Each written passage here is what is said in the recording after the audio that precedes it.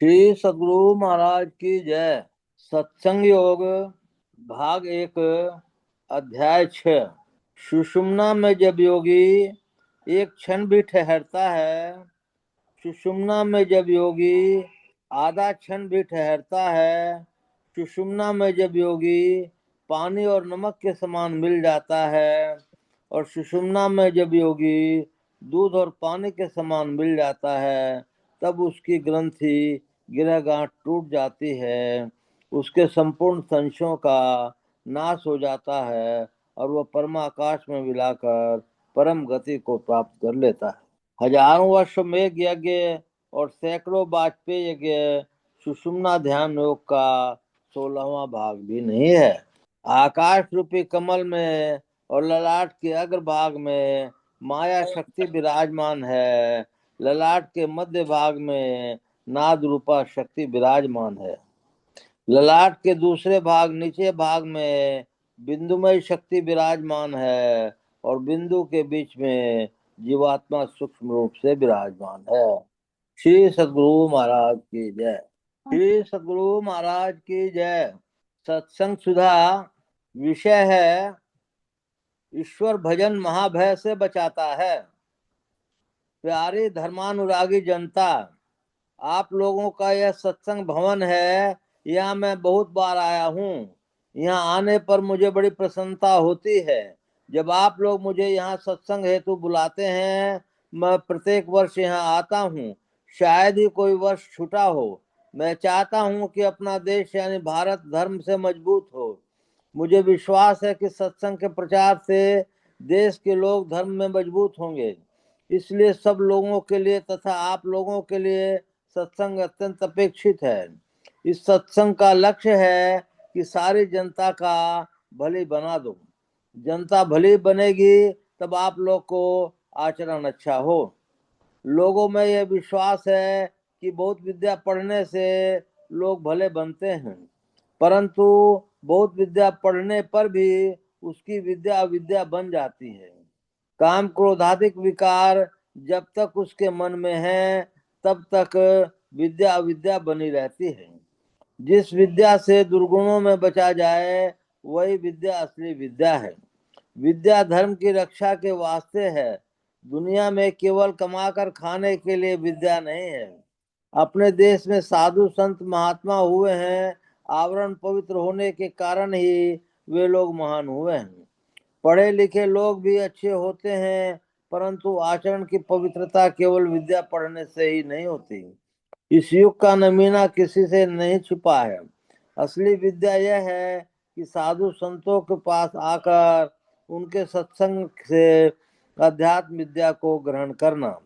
अध्यात्म विद्या से संसार के प्रबंध के साथ साथ ईश्वर भक्ति की मुख्यता रहती है। शरीर में रहते हुए संसार का प्रबंध कैसे किया जाए, यह भी विद्या मिलती है। केवल वर्तमान शरीर के लिए प्रबंध करो सो नहीं, इसके आगे के जीवन का कोई प्रबंध किया तो कहाँ चले जाओगे तुमको मालूम नहीं।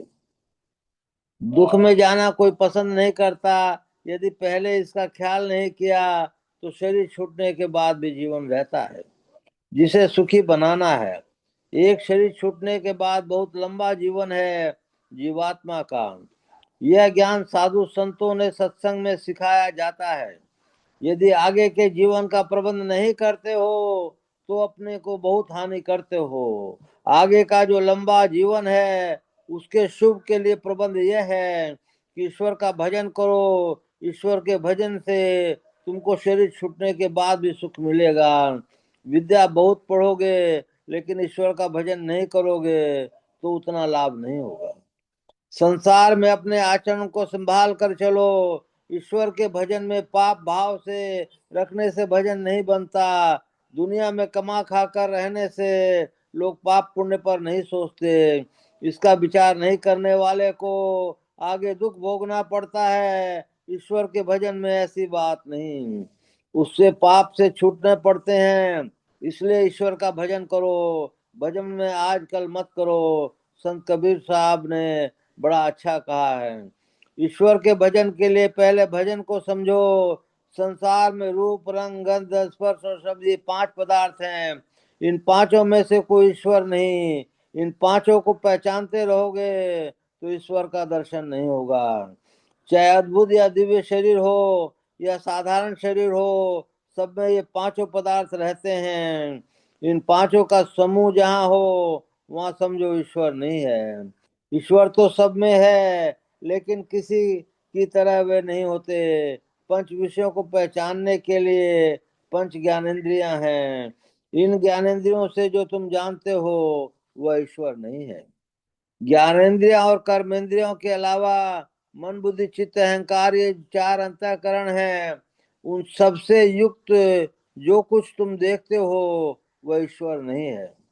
इन सबों के अतिरिक्त तुम अपने स्वयं हो। शरीर में तुम रहते हो।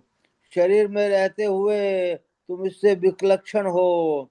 शरीर के साथ ज्ञान को छोड़कर अपने आप में जो ज्ञान हो, उसी ज्ञान से तुम ईश्वर को पहचानोगे। इन बातों को ठीक से याद रखो। तुम्हारा निजी ज्ञान क्या है? शरीर इंद्रियों से छूटकर निजी ज्ञान में पहचानोगे वह ईश्वर है। ऐसा भजन करो कि ईश्वर को पहचान सको। इंद्रियों के ज्ञान से अपने को हटा लो।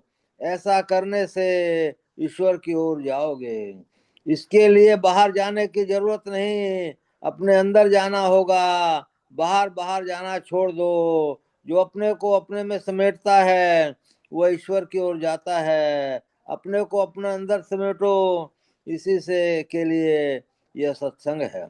बाहरी चीजें जो कुछ ईश्वर को चढ़ाते हैं उसमें अपना भाव रखते हैं, ईश्वर दर्शन करो, सारा दुख भाग जाएगा।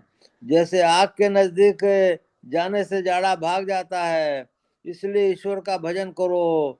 चाहे तुम पढ़े हो या अनपढ़, अपने को पाप से बचाओ। ईश्वर का भजन करके मनुष्य देह को सफल करो। ईश्वर भजन का थोड़ा भी करता है वह महाभय से बचता है। महाभय यह है कि मनुष्य शरीर के अलावा दूसरी योनि में जाना।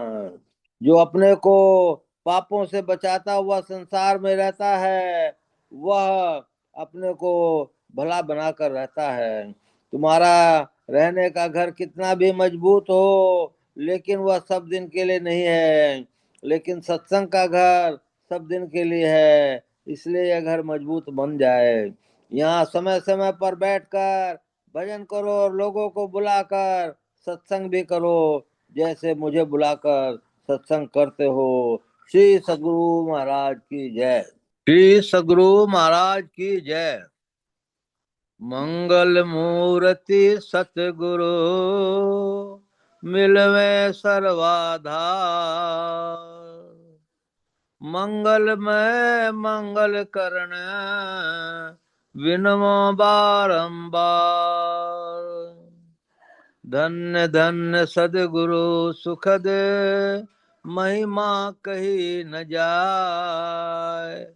जो कछु कहूँ तुमरी कृपा मोते कछु न बसाय। पुनश्च सब धरती कागज करूं लेखन सब बन राय। 7 समुद्र की मसी करूं गुरु गुण लिखा न जाए। बोलिए प्रेम से श्री सद्गुरु महाराज की जय।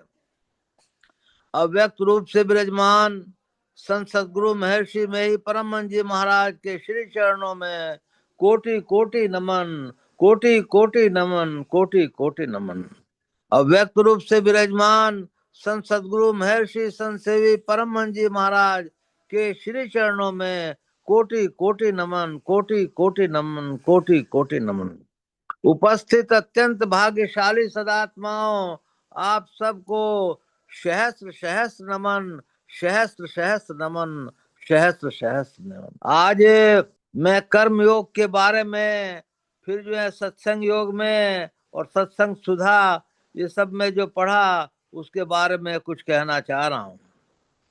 कर्म योग संचित कर्म है, प्रारब्ध कर्म है और क्रियमान कर्म है। इस कर्म के फल से आज तक कोई नहीं बच सका जब तक कि वो ऐसा न बन जाए कि कर्म मंडल को उसने पार कर लिया हो।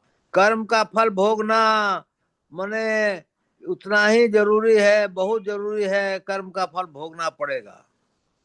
इसलिए संतों ने बताया है कि कर्म जितना कमती बने, जो भोगना ना पड़े, वही कर्म करना चाहिए। हम लोगों को छोटी छोटी बातों में हम लोग अपना कर्म को बढ़ाते जाते हैं। कर्म 3 प्रकार के होते हैं जो आप लोगों को बताया। अब मैं जैसे भीष्म पितामह जी शैया पर पड़े थे, तो उनको जो है इच्छा मृत्यु का वरदान था, इतने पहुंचे हुए थे, तो पर भी एक सांप के मार के और एक पेड़ पे बबुल के पेड़ पर फेंक देने से जो कष्ट सांप को हुआ, उसी तरह वो तीर के सैया पर पड़े हुए थे। और जितने कांटे उस तार सांप को लगे थे, उतने ही तीर के शैया पर वे पड़े हुए। महाराज धृतराष्ट्र ने एक दफे पूछा कि मैं तो 100 जन्मों की कथा जानता हूँ, लेकिन मैंने कोई पाप नहीं किया। तो उन्होंने कहा, भगवान श्री कृष्ण ने कहा कि 101 जन्म को उलट के तुमको बताता हूँ। और उन्होंने बताया कि चिड़िया के अंडे जो हैं एक बुढ़िया दे करके गई थी, और वो तीर्थ पे गई थी, और तीर्थ पे जाने के आने के बाद वो अंडे उसको नहीं मिले। एक दिन आपका रसोईया उनको जैसे अंडों को बना कर करके खिला दिया, चूजेस चूजेस बोलते हैं उसको, तो उसको आपको बहुत स्वाद लगा, और वो 101 थे। तो 101 जन्म का पीछे उल्ट का करके दिखाया, तो देखा कि ये कर्म मेरा बना हुआ है। इस तरह उसको धृतराष्ट्र को भी पुत्रों का मोह से नष्ट होना पड़ा।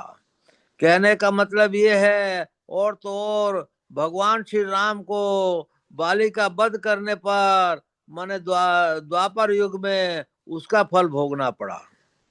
तो हम लोग जो सत्संग करते हैं, अभी अभी बताया गया है कि मनुष्य जन्म को सुधार लो, मनुष्य जन्म को बर्बाद मत होने दो। यदि सुषुम्ना में ध्यान करोगे तो उसका फल जो होगा आपको जो है मतलब ऊंचे ले जाएगा, हर एक हालत में ऊंचे ले जाएगा। क्योंकि उसमें सुषुम्ना ध्यान के बारे में लिखा हुआ है कि हजारों वर्ष मेघ यज्ञ और सैकड़ों वाजपेयी यज्ञ सुषुम्ना ध्यान योग का 16वां अंश भी नहीं है। फिर आगे लिखा हुआ है, ललाट के अग्रभाग में माया शक्ति विराजमान है, मध्य भाग में नाद रूपा पराशक्ति विराजमान है, और निचले भाग में बिंदुमय शक्ति विराजमान है, और बिंदु के बीच में जीवात्मा सूक्ष्म रूप से विराजमान है। तो गुरु महाराज ने इतना बड़ा ज्ञान हम लोग को दे दिया है, इतनी बड़ी शिक्षा हम लोग को दे दी है, तो उसके तरह से हम लोगों को रहना और करना चाहिए। जगत पीठ दे भागरी, जगत पीठ दे भागरी। परंतु हम लोग माया और मोह के चक्कर में इस तरह से फंसे हुए हैं कि वो जगत पीठ दे भाग रही नहीं होता। हम लोग ईश्वर भजन खूब गूढ़ रीति से नहीं कर पाते हैं। इसके लिए हम लोगों को बहुत संयमित होना पड़ेगा। यदि हम लोग को अपना मनुष्य जन्म सफल बनाना है, तो हम लोगों को इसी जन्म में कर्म मंडल पार करना होगा। कर्म मंडल पार करने के लिए जितनी नीतियां और विधियां हैं आप सब जानते ही हैं। फिर भी आप लोग कोई नहीं भी जानते हो तो उसको फिर जो है दोहरा देता हूँ। ऐसे तो मैं प्रत्येक सत्संग में कर्म मंडल की बात करता हूँ कि कैसे वो कर्मंडल नाश को प्राप्त हो जाता है, लेकिन फिर भी आप लोगों के लिए दोबारा जो है दोहराता हूँ कि हम लोगों को पहले तो ये देखना होगा कि हम लोग सहस्त्र कमल में पहुंच गए कि नहीं पहुंच गए। सहस्त्र कमल में आंख बंद करके यदि आपको तारे तारे नजर आते हैं, चंद्रमा नजर आते हैं, तो सहज दल कमल में आप पहुंच गए। सहज दल कमल से ही जीव को इस दुनिया में लौटाया जाता है और उसके कर्मानुसार वो फल भोगता है, ऐसा सत्संग योग में लिखा हुआ है। और इसके बाद आप त्रिकुटी में पहुंचते हैं। त्रिकुटी में चैतन्य रूपी सूर्य उगा रहता है। चैतन्य रूपी सूर्य से देखने से बहुत बहुत लाभ होते हैं, उसके लाभ का ठिकाना नहीं। आपको ज्ञान बहुत हो जाता है, सांसारिक ज्ञान, आध्यात्मिक ज्ञान, हर एक तरह के ज्ञान हो जाते हैं। इसके बाद आप अनहद नादों को चलते हैं, सुनते हैं। ये अनहद नाद में जहाँ पहुंचे तो कर्म मंडल नाश को प्राप्त हो जाता है। यदि कर्म मंडल नाश को प्राप्त हो गया तो आपको फिर जो है दुखी होने की जरूरत नहीं है। इसके लिए बहुत साधना करनी पड़ती है। हम लोग सतयुग की उम्र 1,00,000 वर्ष होती है, त्रेता की उम्र 10,000 वर्ष होती है, द्वापर की उम्र 1,000 वर्ष होती है, और कलयुग की उम्र माने मनुष्य की उम्र 100 वर्ष होती है। अब आप विचारिए कि हम लोग कितने मतवंतर से चले आ रहे हैं। जब से पृथ्वी बनी है हम लोग हैं, क्या चाहे किसी शरीर में रहे हों, हम लोग को पता नहीं है। भगवान ने कृपा कर करके हम लोग का सारा ज्ञान भुला दिया है, क्योंकि वो ज्ञान को याद करते तो हम लोग जो है परेशान हो जाते। तो इस चीज को मैं ये बोल रहा था कि मनुष्य जन्म यदि किसी को भी सफल बनाना है तो उसको परम प्रभु सर्वेश्वर को दिन और रात याद रखना पड़ेगा। वो भूल जाता है और संसार में माया के मोह में चक्र पर में पड़ जाता है। कौन का मने मन पछतई है अवसर बीते, मन पछतई है अवसर बीते, फिर मन का क्या करेगा। अभी तो हम लोग को मन ही कंट्रोल नहीं कर पाया है। संत सुखी मन जीता हो, संत सुखी मन जीता हो। हम लोगों को इस स्थिति तक पहुंचने के लिए हम लोग को ज्ञानेंद्रिया और कर्मेंद्रिया को कंट्रोल करना पड़ेगा। ज्ञानेंद्रिया और कर्मेंद्रिया हमारे बिना कुछ नहीं करें, ऐसी स्थिति खानी पड़ेगी। हम लोग खान पान बोली व्यवहार को बहुत अत्यधिक कंट्रोल करना पड़ेगा। एक एक श्वास के समय की कीमत हम लोग को जाननी पड़ेगी, उसका महत्व हम लोग को जानना पड़ेगा।